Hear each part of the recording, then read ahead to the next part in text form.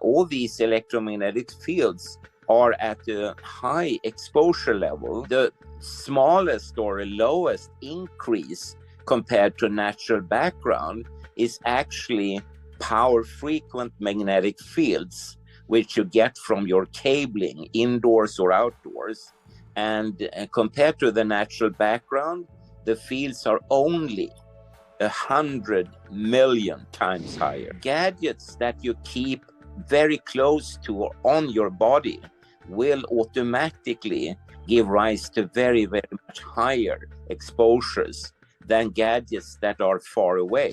You don't see any incidence increases of brain tumors, but you see a dramatic destruction and reduction of sperm cells. Last year, it was reported from the United States that more than 90% of your bumblebees are gone. And this year, it is reported from Canada that more than 90% of their honeybees are gone. In the following interview with Professor Dr. Johansson, you will learn what he has to say as an authority on electromagnetic fields. Dr. Johansson was Associate Professor and Head of the Department of Experimental Dermatology, Division of Neuroscience at the prestigious Karolinska Institute in Stockholm, a WHO reference body. He is one of the world's highest authorities on what is known about the effects of power frequency and radio frequency electromagnetic fields and their deleterious effects on human, animal, and environmental health. He began researching this topic more than 30 years ago and has since published hundreds of scientific papers. The World Health Organization has officially classified these electromagnetic fields and their radiation exposure as carcinogenic. Today we are honored to speak with Professor Olle Johansson from Sweden. Dr. Johansson, thank you very much for joining us for this interview. Well, thank you so much. It's a great honor to participate this evening and to talk about some of the issues that I know you are interested in. Please, let's begin. Tell us a little bit about yourself and your research in harmful radiation. Okay. I entered the medical school at the Karolinska Institute in Stockholm, Sweden in 1972. And in 1973, I joined a research group headed by Assistant Professor Thomas Höckfeldt. And we started to study the central and peripheral nervous system and its content of various transmitter or messenger molecules. And the years passed, I presented my PhD thesis, which was about so-called peptide-containing nerve cells in the central and peripheral nervous system. And of course, the central nervous system is the brain and spinal cord, and the peripheral nervous system are all the nerves out in your body. And after that, it's customary at any university to profile yourself, meaning that you would choose a completely different topic, not to continue to sort of compete with your supervisor and your previous research group. And I thought that I would move from various experimental animals into human beings, which is, as you know, rather rare as an experimental animal. And then we came to study, for instance, human skin, human oral mucosa, and also vaginal mucosa. And that meant that we were very limited when it came to material to study. But we went along and studied normal, healthy skin, and it turned out that we can add a rather big number of papers, and people were very interested. And soon also clinical dermatologists came to us and said, hey, couldn't you investigate, for instance, psoriasis or malignant melanomas of the skin? And yes, of course, we were very interested in it. And this forms the platform which made us in a unique pool position, I would say, because at the end of the 1970s, it was reported first from Norway and the United States about people that had started to use the newly introduced personal computers with their computer screens and getting skin irritation, skin rashes, pricking pain, redness, heat sensations, and whatnot. And we formed or introduced a term, namely screen dermatitis, telling that the screen or had in some way interacted with the human skin and giving these reactions, just as they had been out in the sun. But it was in the midwinter, and as you know, here in Sweden, there isn't very much sun at all in December, for instance, and still they got these kind of sun rash-like irritation of the skin. So our working hypothesis was that the radiation, the electromagnetic fields in some way, maybe in concert together with chemicals being emitted from these gadgets as well, would interact with the human skin and alarming it in such a way so it would react just as we would react to sunshine, for instance. My colleagues, and this was very odd, I would say, they didn't look upon it at all in that way. They said instead that persons that believed they had some skin reaction due to the computer screen radiation, they were just postmenopausal women, for instance. That was the first explanation that was given by clinical medical doctors. Then soon also men arrived on the scene. So then people quickly started to say, no, it was not about the postmenopausal phenomenon. It is, of course, because these people, they have a rather low level of education. So when they are introduced to new gadgets, they get stressed, they are afraid, and therefore they get these kind of psychosomatic reactions. Pure hypochondria. Yeah, exactly. And then soon here in Sweden and elsewhere, you had professors, lawyers, politicians, and also telling the world that, no, we have also this reaction in spite of the fact that we have a very high level of education. And then these clinical experts, and I would call the experts within quotation marks, they very quickly said, no, we actually meant the opposite. It is, of course, the people with a high education, and they expect so much from their computer and their printer. And when it gets jammed and it doesn't work, then they get pissed and angry and stressed, and therefore they get these skin reactions and all of that. Why are they so fat? Why are they so quick to dismiss out of hand the possibility of a chemical or radiation damage and go towards the mental thing? Yeah, that became really a center point question for me, because I realized that these were no explanations, but trials to just shove these people under the carpet and get rid of them. And I couldn't understand who had actually said that we should do it like this. I was not used as a scientist. And of course, these medical doctors were not scientifically trained in the same way as I was.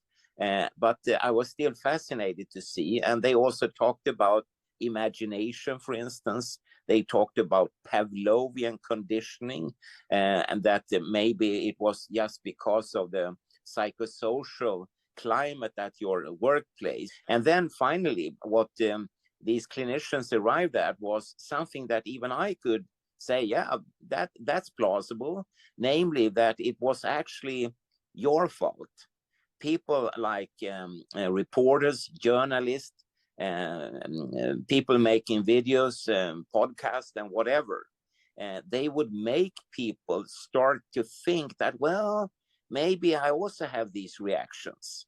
Right. I would bet then that you have probably been accused of increasing these psychosomatic reactions with your activism. Yeah, especially the mass media. And in science, that's called a mass media driven psychosis. And as a scientist in the neuroscience field, I said, yeah, That's possible, but it's very easy to study to see if that's the case. So we took actually rats and exposed them to the same type of electromagnetic fields. And to make a very long story short, we saw exactly the same cellular and molecular reaction patterns, in spite of the fact that rats don't listen to you and me. They don't read newspapers, they don't listen to radio, they don't look at television, and still they got the same reaction. Yes. And then I understood that no, all these explanations are not worth anything. It is a radiation damage we should have as a working hypothesis. And of course, and I may be going ahead a little bit now, but that also opened up to a much, much, much bigger field, namely the field of adverse health and biological reactions and effects to artificial electromagnetic fields, like from your cell phone, your Wi-Fi router, your wireless baby alarm, your wireless smart meter, etc. Yes. Yeah, and I mean, practically everything that you would have in your vicinity will irradiate you with artificial electromagnetic fields. And very importantly to remember, these fields that you, for instance, sit in right now, and I do that as well, and that could be from the lights in your room, from the cables, from the computer, from whatever you have, and a cell phone, all these electromagnetic fields are at a high exposure level, and the smallest or lowest increase compared to natural background is actually power frequent magnetic fields, which you get from your cabling indoors or outdoors. And compared to the natural background, the fields are only 100 million times higher. Now, it's interesting you say that, because I've argued this with some people, and they pull out this, look, the natural radiation you get from the sun, from other things in the environment, it's just as strong. So you're saying absolutely not. We get way more from these artificial things. Oh yeah. And also, you know, it's important that you consider, of course, the sun, for instance.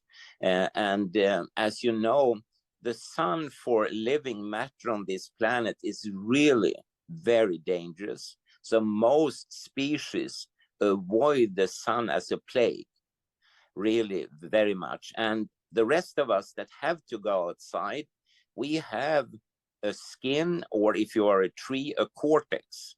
And in it, you have pigment that will keep out a little bit of the sun rays. But if I, for instance, in a few months go out in the spring sun here, I will be burnt. I will get the sunburn, an inflammatory reaction, because of the natural sun, which has been here always, and life on the planet has had 3.8 billion years to adapt to it, and still hasn't. So you really avoid it as a plague, you know. And so that's an argument. And also, importantly to understand, the artificial fields and signals are very artificial. They are very differently when it comes to pulsation, modulation, frequency content, polarization, etc., etc., etc. So they are very, very different. And which devices would you put at the top of the dangerous, or the potentially most dangerous devices? And I'm thinking about microwave ovens, computers, smart meters, simple cell phones, smartphones, Wi-Fi networks, Bluetooth, wireless headphones, power lines, telephones lines, radio waves, X-rays, CT scan machines, MRIs, living near a nuclear power plant. Which one of these would you say is the ones we really have to pay attention to? Yeah, it's very difficult to really discuss different gadgets and compare them. Of course, a nuclear power plant is very safe until it isn't any longer and it explodes. So yeah, that's important. But I would say like this: gadgets that you keep very close to or on your body will automatically give rise to very, very much higher exposures than gadgets that are far away. And many of the gadgets that we think about here, people never meet. Hopefully you and I will never have to go through a CT scan, for instance. So we will never be exposed to it. And even for a patient, that would be single cases, short exposures. And the gain is, of course, overriding eventual risks at this kind of investigation. But then, of course, it boils down to things that cell phones. You also mentioned like a microwave oven. Again, most people use it very rarely and for short times. But what I'm thinking about is, for instance, young people working at hamburger joints, yes, and they often have industrial microwave ovens heating a hamburger within seconds at a very high power, and they often have them right in front of their forehead. And it's interesting to read about, since a few years back, or not so few, maybe 10, 20 years back, about new types of forehead damages to the brain in young people. And I tried to ask medical doctors, did you ask them what kind of medical profession they were, occupational profession they were in? Had they worked, for instance, at a hamburger restaurant? But they had never done that questioning, so they didn't know. What is the main danger of being so close to these gadgets, having a cell phone in your pocket, this close to your crotch? What is the risk of that? Having it on you all day long, if not cancer? Yeah. You know, scientist, and you remember I said I worked my whole life at the Karolinska Institute, which is famous for handing out the Nobel Prize in physiology or medicine. So having worked there, we learned to work according to a model that is called a consensus model, and to always attack different questions accordingly. And you point to a very interesting thing here. If you look out into the reality, I said before, you don't see any incidence increases of brain tumors, but you see a dramatic destruction and reduction of sperm cells. Okay. And then it's not so far-fetched to start thinking, why do we see that? And are there experiments having been done where sperm cells have been allowed to be exposed to cell phones? Yes, we have. And what happened then? They didn't like it. They were harmed, and their motility decreased, and their morphology was damaged, and so on, you know. And I'm the first to say, well, these studies are not complete. They need to be replicated. And for many years, I tried at the Karolinska Institute, which is actually a reference organ for the World Health Organization when it comes to male fertility issues, to be allowed to expose sperm cells to cell phone radiation and see what would happen. And I was always met with a no, thank you. We should not do that. And that was, of course, stressful.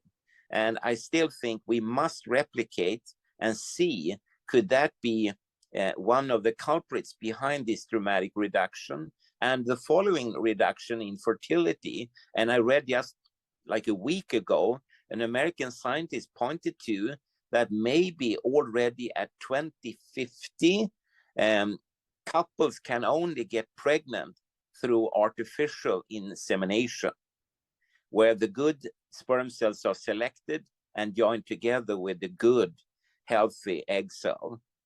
And that's not the way it used to be a few years back. So there you have a big, big issue, and which is, with all due respect for cancer patients, but it's so much bigger. It impacts so many more. And don't forget, we are not the only species with testicles. And I got reports this year from England about a reduction in sperm cell quality also in dogs used for breeding. Mm-hmm. And So you see, and it's natural then to start thinking, could there be an environmental factor which are the same for the dogs and for you and me? And sorry to be a little bit blunt here, but we can rule out, for instance, dog food, because I don't think you and I eat dog food.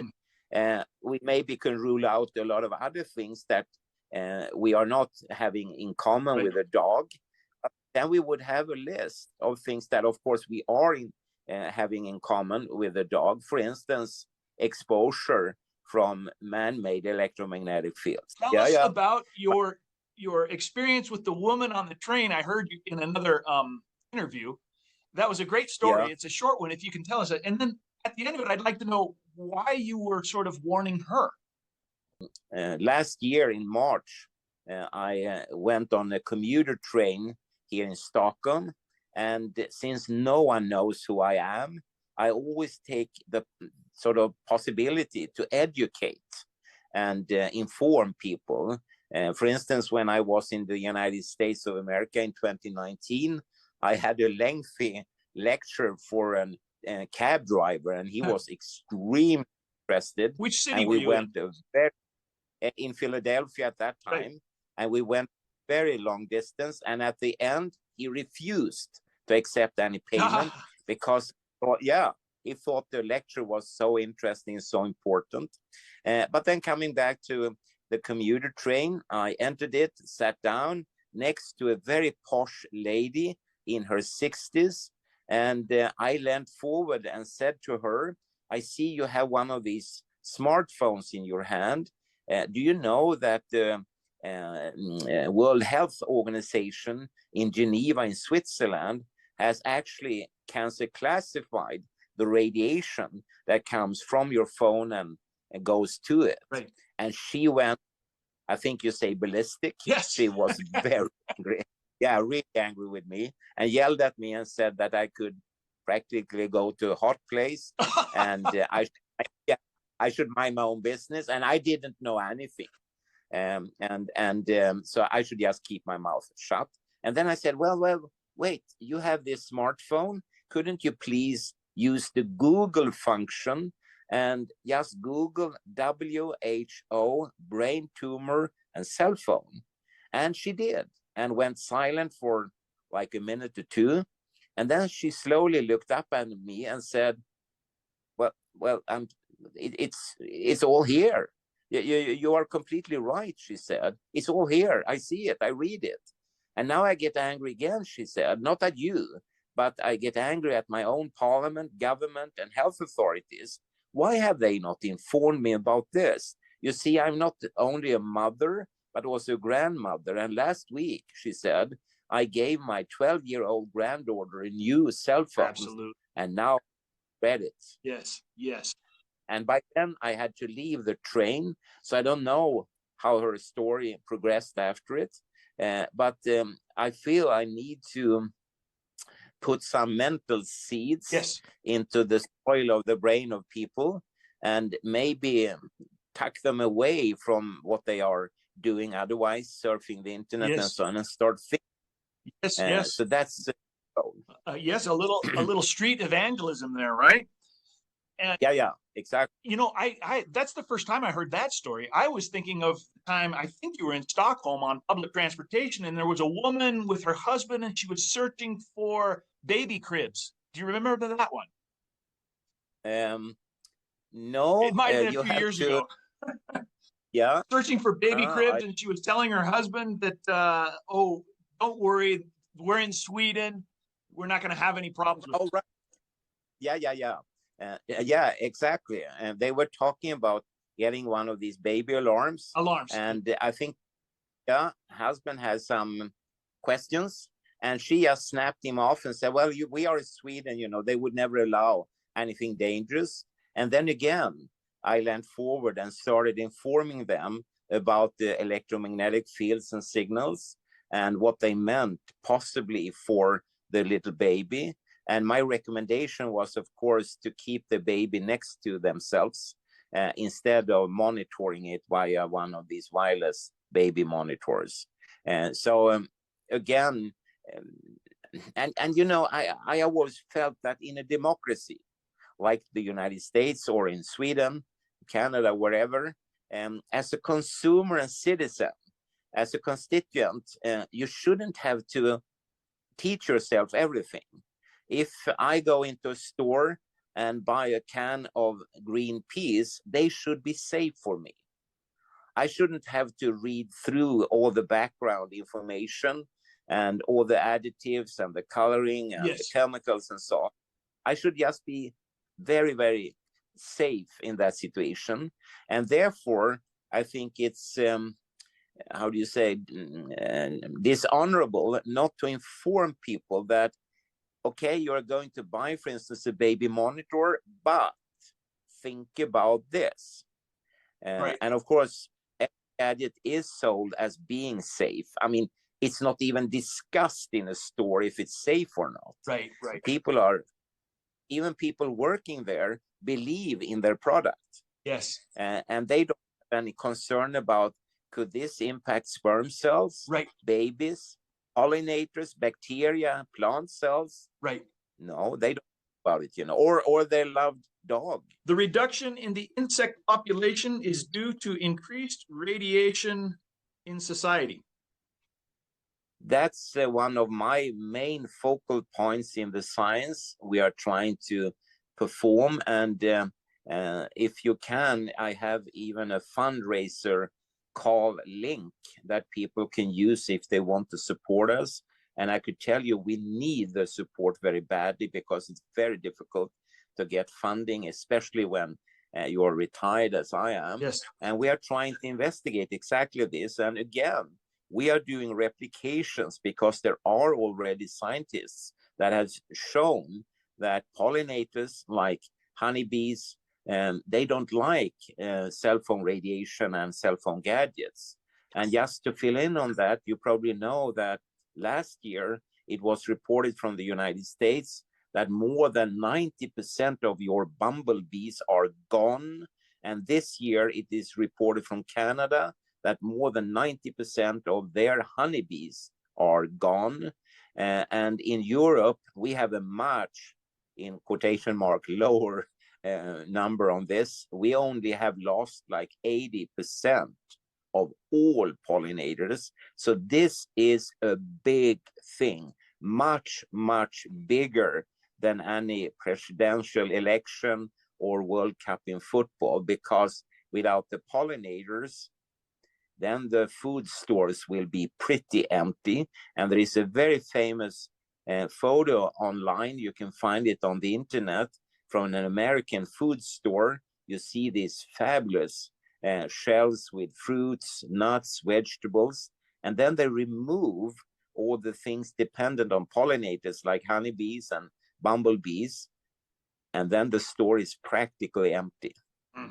And if that doesn't arouse fear in people, well, then I don't know what. Yes. Well, I will encourage our viewers right now to look in the show description below, and we will include that link to your organization that's doing the research. Thank you. Yes. Well, Dr. Johansson, it's been really wonderful speaking to you. I enjoyed this interview, and I can't wait to see it go up on KLA TV. Thank you very much.